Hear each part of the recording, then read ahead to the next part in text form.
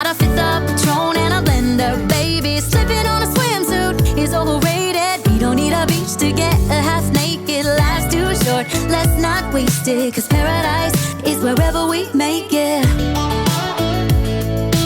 Paradise is wherever we make it. Till the sun's up Monday.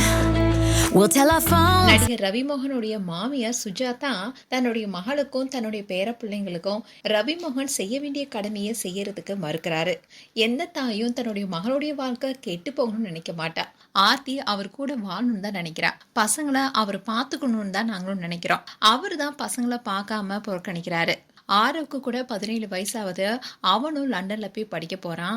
ஆனா passport expiry ஆயிடுச்சுன்னு அவர்கிட்ட சொல்லி அவரை வந்து கையெழுத்து போட சொன்னோம்.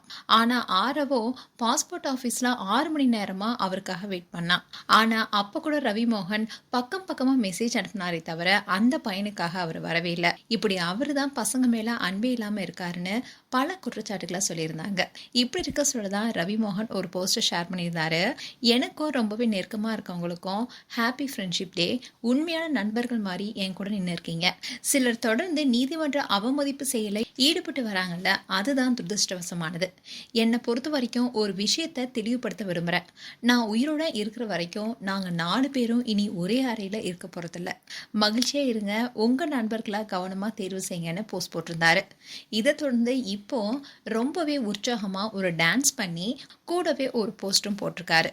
அதில் அவர் என்ன சொல்லியிருக்காருன்னா, நேற்று நைட்டு தான் என்னுடைய குடும்பத்தினரை சந்திச்சு நான் இயக்குனராக அறிமுகமாகறனோ அண்ட் ஆர்டினரி மேன் திரைப்படத்துடைய சில காட்சிகளையும் இசையையும் அவங்களுக்கு காமிச்சேன்.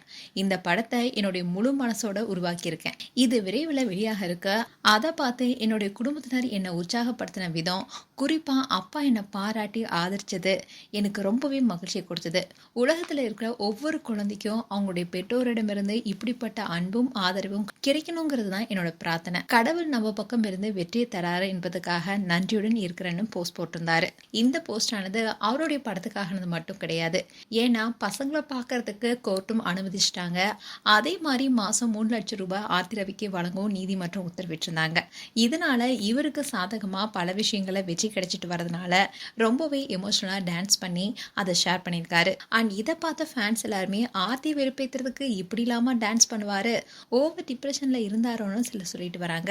மேலும் உங்களுடைய கருத்துக்களை கமெண்ட் செக்ஷன் சொல்லுங்க. இது போன்ற வீடியோஸை பார்க்க நியூஸ் தமிழ் கிட்ஸ் எல்லாம் சப்ஸ்கிரைப் பண்ணுங்க அண்ட் மறக்காம நோட்டிஃபிகேஷன் பட்டனை கிளிக் பண்ணுங்க.